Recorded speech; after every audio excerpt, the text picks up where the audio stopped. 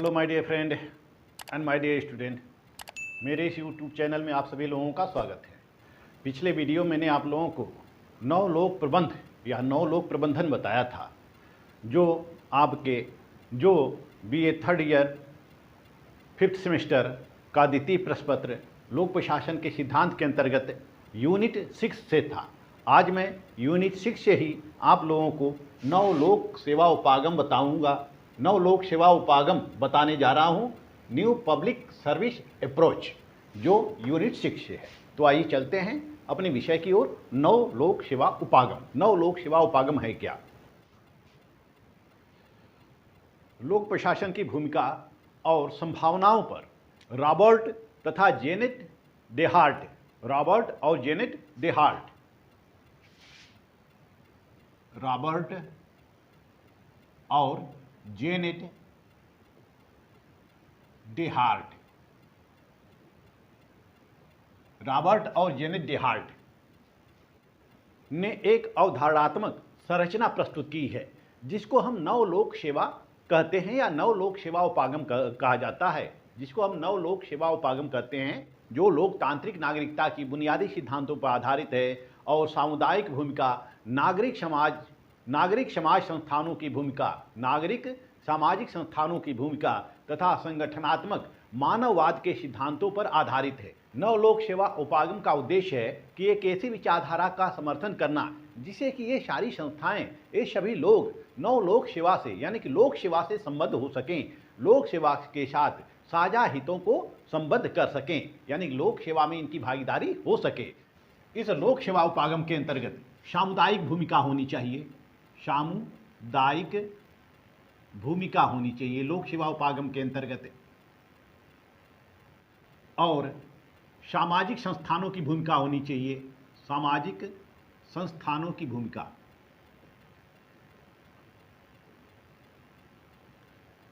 सामाजिक संस्थानों की भूमिका होनी चाहिए, और मानववाद को महत्व दिया जाना चाहिए, मानववाद को महत्व दिया जाना चाहिए। तो रॉबर्ट और जेनेट डेहार्ट ने इन सभी सिद्धांतों को लोक प्रशासन के साथ संबद्ध किया, जिसको हम नवलोक सेवा उपागम कहते हैं।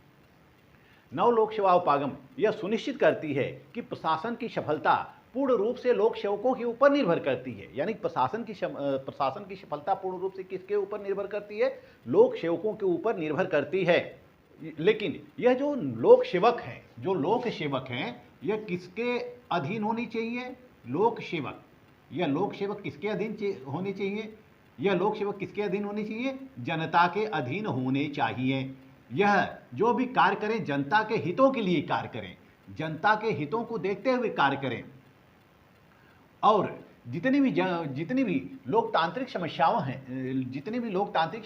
हैं, उन लोकतांत्रिक समस्याओं के समाधान का प्रयास करें। तो लोक सेवक पूर्ण रूप से जनता के प्रति समर्पित हो और जनता लोक सेवक के प्रति समर्पित हो, लोक सेवकों के प्रति समर्पित हो, या नौकरशाहों के विरुद्ध नौकरशाहों के प्रति समर्पित हो, जनता नौकरशाहों के प्रति समर्पित हो। और इसके साथ ही साथ जो सरकारी कर्मचारी हैं या सरकारी संस्थान हैं, या ये जो सरकारी नौकरशाह हैं या जो लोक सेवक हैं, इन लोक सेवकों के अंतर्गत इनके कार्यों में, इनकी संरचनाओं में किसकी भूमिका होनी चाहिए? सामुदायिक भूमिका होनी चाहिए। सब समाज में समस्त समुदाय की भूमिका होनी चाहिए। समुदाय को जानना चाहिए, समुदाय को परखना चाहिए कि लोक सेवकों की कार्यशैली क्या है, कौन से कार्य ऑफिस के द्वारा निपटाए जाते हैं, सरकार के द्वारा कौन कौन से उद्देश्य चलाए जा रहे हैं, कौन कौन से कार्यक्रम चलाए जा रहे हैं। इन सभी उद्देश्यों और कार्यक्रमों की जानकारी समुदाय को होनी चाहिए। और लोक सेवकों के और लोक सेवा में भी समुदाय की भूमिका को महत्व दिया जाना चाहिए। जितनी भी सामाजिक संस्थाएं हैं, उनको भी कुछ कार्य सौंपा जाना चाहिए, सामाजिक संस्थाओं को भी कुछ कार्य सौंपा जाना चाहिए सरकार के द्वारा, कि वह भी जनहित कार्य करें और जनता की सुरक्षा करें, जनता का संवर्धन करें, जनता के हितों की रक्षा करें। तो सामाजिक संस्थानों की भूमिका भी सरकार को सुनिश्चित करनी चाहिए कि प्रशासन के अंतर्गत सामाजिक संस्थाओं की भूमिका भी रहे, और इसके अलावा वो इसके अलावा मानववाद को महत्व देना चाहिए, मानववाद को महत्व देना चाहिए, यानी कि जो भी प्रशासन किए जाए वो मनुष्य को ध्यान में रखकर किया जाए, मनुष्य के सामाजिक आर्थिक राजनीतिक परिस्थितियों को ध्यान में रखकर मनुष्यों के लिए सेवाएं दी जाएं और हर मनुष्य को समान समझा जाए, मनुष्य का सम्मान किया जाए, हर मानव को समान समझा जाए और मानव को महत्व दिया जाए और जो भी जन कल्याणकारी योजनाएं चलाई जाए वो मनुष्यों को ध्यान में रखकर ही चलाई जाएं। इस तरह से डेनहार्ट ने नवलोक सेवा उपागम के अंतर्गत कुछ तथ्यों पर बल दिया है। नवलोक सेवा उपागम के अंतर्गत कुछ तथ्यों पर बल दिया है। वह तथ्य या विचार पर बल दिया है, तथ्य या विचार पर बल दिया है कि नवलोक सेवा में कौन कौन से विचार होने चाहिए या कौन नवलोक सेवा के अंतर्गत कैसे कैसे तथ्य होनी चाहिए। तो पहला इनका ये कहना है, डेकार्ट का कहना है, डेनहार्ट का कहना है कि शासन का जो उद्देश्य होता है, यानी कि शासन प्रणाली का उद्देश्य क्या होना चाहिए, जनहित होना चाहिए, जनहित होना चाहिए। शासन का उद्देश्य क्या होना चाहिए, जनहित होना चाहिए, जनहित उद्देश्य होना चाहिए।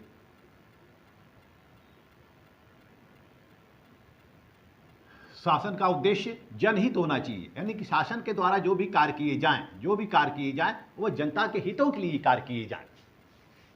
क्योंकि शासन में शासन और सरकार ये दो चीज़ें होती हैं, शासन और सरकार दो चीज़ें होती हैं। सरकार जो होता है यह किसी मशीनरी को प्रतिबिंबित करता है, सरकार जो है यह एक संरचनात्मक पहलू है, लेकिन शासन के अंतर्गत ये सभी आ जाते हैं, सरकार भी आ जाता है और शासन के अंतर्गत जितने भी राजनीतिक पदाधिकारी होते हैं और जितने भी अस्थायी कर्मचारी होते हैं वह सभी आ जाते हैं। यानी कि इसमें नेता सम्मिलित होते हैं, मुख्यमंत्री सम्मिलित होते हैं, मंत्री सम्मिलित होते हैं और जितने भी अधिकारी होते हैं, कर्मचारी होते हैं, जितने भी गवर्नमेंट सेक्टर होते हैं सब इस शासन के अंतर्गत सम्मिलित होते हैं। लेकिन सरकार क्या है, यह एक संकुचित दायरा होती है और यह सरकार जो होता है, ये जो सरकार होती है यह संगठनात्मक पहलू को बल देती है, मशीनरी पहलू को बल देती है। तो इस तरह से सरकार का उद्देश्य या शासन का उद्देश्य क्या होना चाहिए, जनहित होना चाहिए,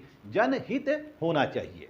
और दूसरी बात ये बताते हैं, डेनहार्ट दूसरी बात ये बताते हैं कि जो शासकों का उद्देश्य होना चाहिए, शासकों का उद्देश्य जो होना चाहिए वह सैद्धांतिक होना चाहिए। इनका उद्देश्य प्रशासन का, दूसरी बात ये बताते हैं कि प्रशासन का आधार सैद्धांतिक होना चाहिए, सैद्धांतिक होना चाहिए और साथ ही साथ लोकतांत्रिक होना चाहिए। प्रशासन का आधार क्या होना चाहिए, सैद्धांतिक और लोकतांत्रिक होना चाहिए। यानी कि प्रशासक सिद्धांतों को भी ध्यान दें, सिद्धांतों के साथ साथ वह लोकतांत्रिक पहलू के अनुसार कार्य करें, यानी कि लोकतंत्र के अनुरूप वह कार्य करें, उन्हें लोकतांत्रिक तरीके से व्यवहार करना चाहिए। फिर तीसरी बात ये बताते हैं डेनहार्ट कि जो सरकार लोगों के वो सेवाएं सुनिश्चित करती हैं, यानी कि सरकार जो लोगों को लाभ देती है, तो जो लाभार्थी समूह होता है, जो लाभार्थी समूह यानी कि जो उपभोक्ता होते हैं, उनके साथ उपभोक्ता की तरह से व्यवहार नहीं करना चाहिए, नागरिकों की तरह से व्यवहार करना चाहिए। यानी कि उपभोक्ताओं के साथ नागरिक जैसा व्यवहार सरकार के द्वारा किया जाना चाहिए, इन लोक सेवकों के द्वारा किया जाना चाहिए। क्योंकि जो लोक सेवक होते हैं यह सरकार के उद्देश्यों को पूरा करते हैं, सरकार के कार्यक्रमों को जनता के बीच लाते हैं और जनता में ही लागू करते हैं और जनता को ही लाभ देते हैं। तो लोक सेवकों का लक्ष्य यह होना चाहिए कि वह जो लाभार्थी ग्रुप है या लाभार्थी समूह है या उपभोक्ता हैं, जो सरकार की सुविधाओं का उपभोग करते हैं, उनको उपभोक्ता की तरह से व्यवहार न करें, उनके साथ नागरिकों की तरह से व्यवहार किया जाना चाहिए। और चौथी बात है, और फिर ये कहते हैं, फिर डेनहार्ट का कहना है कि लोक सेवक जो होने चाहिए वह संविधान के अनुकूल आचरण करना चाहिए, उनको लोक सेवकों को संविधान के अनुकूल आचरण करना चाहिए, संविधान के अनुकूल आचरण करना चाहिए। इनको लोक सेवकों को संविधान के अनुकूल आचरण करना चाहिए, संविधान को बनाए रखना चाहिए, विधि के शासन को महत्व दिया जाना चाहिए, वह विधि के शासन के अंतर्गत ही कार्य करें और जो संविधान के द्वारा या सरकार के द्वारा जो कानून बनाए जाते हैं उन कानूनों को बनाए रखना चाहिए। लोक सेवकों का यह दायित्व होता है कि वह उन कानूनों को बनाए रखें, कानूनों के अनुसार वह आचरण करें। इसके अलावा वह सामुदायिक मूल्यों को बनाए रखें, सामुदायिक मूल्यों को बनाए रखें, सामुदायिक मूल्यों को बनाए रखें, संस्कृतियों को बनाए रखें। जो समुदाय की संस्कृति होती है उस संस्कृति और उन परंपराओं को वह बनाए रखें। यह लोक सेवकों का दायित्व होता है। इसके अलावा जो लोक सेवक हैं उनका जो दायित्व होता है, उनकी जो रिस्पॉन्सिबिलिटी होती है वह संविधान के प्रति होना चाहिए, समुदाय के प्रति होना चाहिए, राजनीतिक मान्यताओं के प्रति होना चाहिए, व्यवसायिक प्रतिमानों के प्रति होना चाहिए तथा नागरिक हितों के प्रति होना चाहिए। इनकी जो रिस्पॉन्सिबिलिटी होती है, उत्तरदायित्व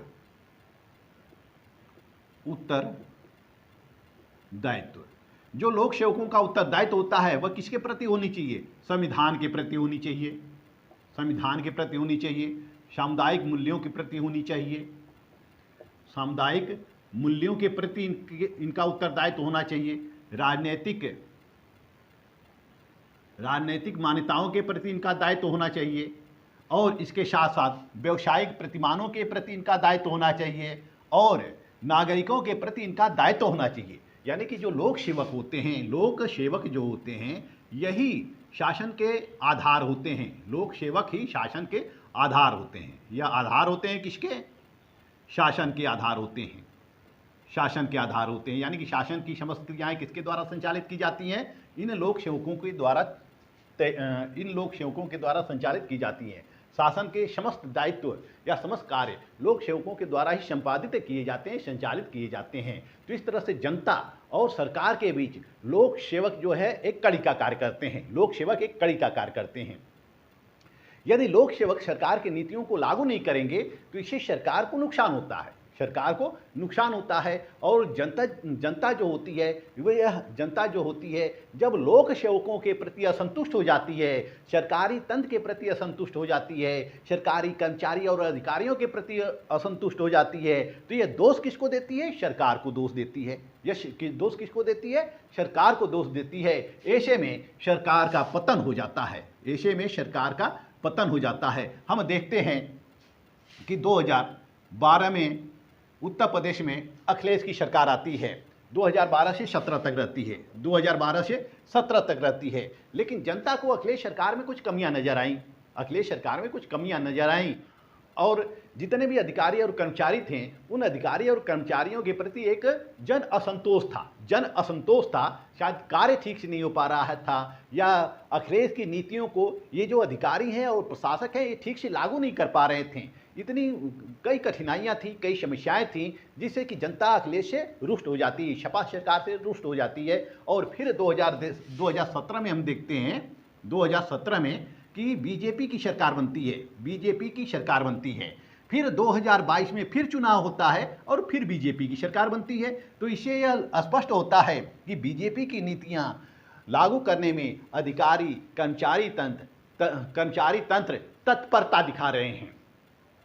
लोक सेवक जो हैं यह तत्परता दिखा रहे हैं। लोक सेवकों के प्रति असंतोष की भावना नहीं है या जनता में कोई विशेष असंतोष पैदा नहीं हो रहा है।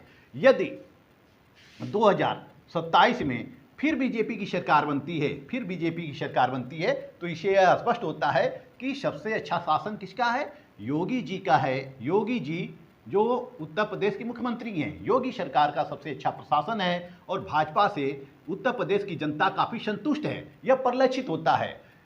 तो यह परिलक्षित होता है जैसे कि हम देखते हैं कि 2004 में केंद्र में कांग्रेस की सरकार बनी, फिर 2009 में कांग्रेस की सरकार बनी।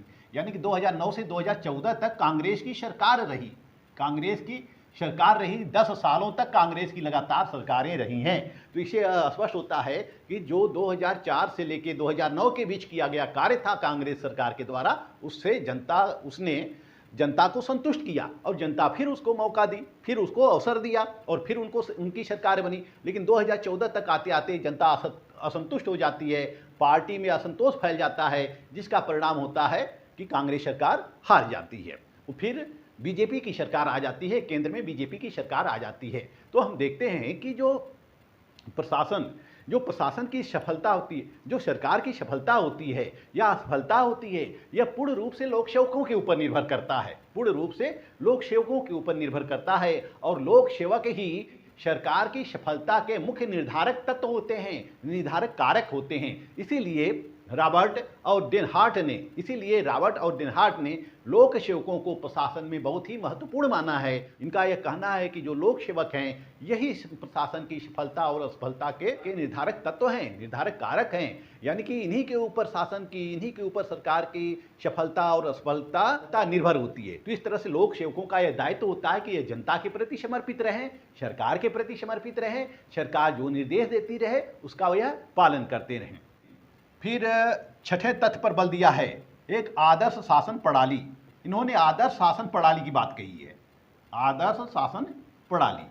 इन्होंने आदर्श शासन प्रणाली की बात कही है कि जो शासन होना चाहिए वह आदर्श होना चाहिए, शासन जो होना चाहिए वह आदर्श होना चाहिए। हम एक आदर्श शासन प्रणाली को महत्व दें, न कि उनके उत्पादों को महत्व दें। यानी कि शासन के द्वारा जो कार्य किया जाता है वह एक उत्पाद के रूप में होता है, हमारे लिए वह एक उत्पाद के रूप में होता है, एक प्रोडक्ट के रूप में होता है। जैसे कि शासन ने कोई भी कार्य किया तो वह कार्य हमारे लिए क्या है, एक उत्पाद है, एक प्रोडक्ट है। जिस तरह से फैक्ट्री, जिस तरह से कोई कंपनी कोई प्रोडक्ट बनाती है, वह प्रोडक्ट हमारे तक पहुंचता है, हम तक पहुंचता है, हम उसका उपभोग करते हैं और सुखी होते हैं और दुखी होते हैं, उपभोग करके सुखी या दुखी होते हैं, तो वह प्रोडक्ट होते हैं। इसी तरह से सरकार के द्वारा जो किए गए कार्य होते हैं यह समस्त नागरिकों के लिए एक प्रोडक्ट होते हैं। तो सरकार केवल कार्यों पर ही बल न दे, बल्कि एक उत्तम शासन की शुरुआत करे, सरकार बहुत सारे कार्य कर दे लेकिन उसकी कोई प्रासंगिकता नहीं हो, समाज को लाभ न हो, जनता को लाभ न हो, तो फिर ऐसे सरकार की कोई प्रासंगिकता नहीं हो सकती है। सरकार की प्रासंगिकता कब समाज में होती है, जब समाज के अधिक से अधिक लोग लाभान्वित होते हैं। तो इस तरह से डेनहार्ट का कहना है कि एक आदर्श प्रणाली की स्थापना की जानी चाहिए। ये डेनहार्ट है, डेनहार्ट का कहना है कि जो शासन होना चाहिए, जो लोक सेवक होना चाहिए, वो नागरिकोन्मुख होना चाहिए। लोक सेवकों को नागरिकों के प्रति समर्पित होना चाहिए और लोक सेवकों को नागरिकोन्मुख होना चाहिए। लोक सेवक नागरिकोन्मुख हों, यानी नागरिकों के प्रति समर्पित हों। तो इस तरह से डेनहार्ट एक नागरिकोन्मुख लोक सेवा को उद्यमशीलता से अधिक महत्व प्रदान करते हैं। यह कहते हैं कि नागरिकोन्मुख प्रशासन को उद्यमशीलता से अधिक महत्व दिया जाना चाहिए। तो इस तरह से हम देखते हैं कि डेनहार्ट और रॉबर्ट ने जो नव लोक सेवा उपागम प्रस्तुत किया है यह पूर्ण रूप से जनता के प्रति समर्पित है और सरकार का प्रशासन लोक सेवकों के ऊपर है। जैसा कि हम देखते हैं कि वर्तमान समय में विभिन्न देशों में, या हम संयुक्त राष्ट्र संघ को ले लेते हैं, या संयुक्त राष्ट्र संघ के घोषणा पत्र को देख सकते हैं, या विभिन्न देशों के संविधान को देख सकते हैं, और विभिन्न दलों के चुनावी घोषणा पत्र को देख सकते हैं कि सबने चुनावी घोषणा पत्रों में मानवतावाद के पक्ष को बल देते हैं। सभी लोग मनुष्यों या जनता के लिए कुछ न कुछ कार्य करना चाहते हैं, सभी लोग जनता के लिए कुछ न कुछ कार्य करना चाहते हैं, और इनमें मानवाधिकारों की व्याख्या की गई है। जैसे संयुक्त राष्ट्र संघ के चार्टर में मानवाधिकारों की व्याख्या की गई है, मनुष्यों पर बल दिया गया है। तो लोक सेवकों के द्वारा शासन ऐसा होना चाहिए जो मानव का कल्याण कर सके, मानव का अधिकतम हित कर सके, मनुष्यों को अधिकतम सुखी बना सके। और हम देखते हैं कि दुनिया भर के जो संविधान हैं वह लोक सेवकों को एक उत्प्रेरक के रूप में मानते हैं, लोक सेवक क्या होते हैं, एक उत्प्रेरक होते हैं, यानी कि यह शासन के विचारों को क्रियान्वित करते हैं, यह शासन के विचारों को क्रियान्वित करते हैं और शासन की विचारधारा को, शासन की योजनाओं को, शासन के दर्शन को जनता के समक्ष लाते हैं और जनता के बीच में जाकर शासन की नीतियों का प्रचार प्रसार करते हैं, शासन के कार्यों का प्रचार प्रसार करते हैं, शासन के कार्यों का या शासन के लक्ष्यों को या क्रियान्वित करते हैं। इस तरह से जो प्रशासन का उत्तरदायित्व है वह लोक सेवकों पर आ गया है। तो इसी प्रक्रिया को या इसी धारणा को हम नवलोक सेवा उपागम कहते हैं। यानी कि पूर्व में जो था, पूर्व में जो लोक सेवक थे, जो कि प्रशासन किया जाता है, किसके द्वारा किया जाता था? लोक सेवकों के द्वारा ही किया जाता था। पूर्व में इसको नागरिकोन्मुख नहीं बनाया गया था, इसके मानवतावाद पर बल दे, इसके मानवतावादी पक्ष पर बल नहीं दिया गया था। लेकिन रॉबर्ट और जेनेट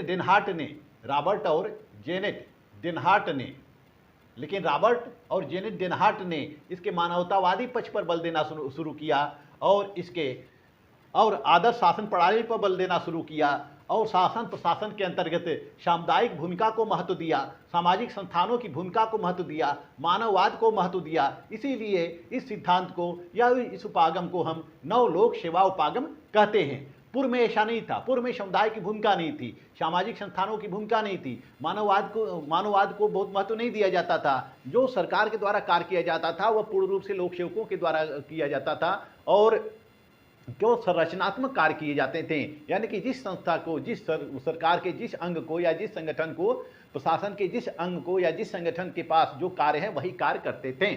उनमें सामुदायिक हस्तक्षेप नहीं था, सामाजिक संस्थानों का हस्तक्षेप नहीं था, मानववादी सिद्धांतों को महत्व नहीं दिया जाता था। लेकिन रॉबर्ट और जेनेट डेनहार्ट ने प्रशासन के अंतर्गत इन सभी को महत्व देना शुरू किया, इनकी भूमिका की बात कही। इसीलिए इसको हम नवलोक सेवा उपागम कहते हैं। इस वीडियो में बस इतना ही। नेक्स्ट वीडियो में आपको बताऊंगा सुशासन, यूनिट 6 से सुशासन। मेरा वीडियो आपको अच्छा लगे तो मेरे चैनल को लाइक, सब्सक्राइब और शेयर करते रहिए। मिलते हैं नेक्स्ट वीडियो में, तब तक के लिए धन्यवाद।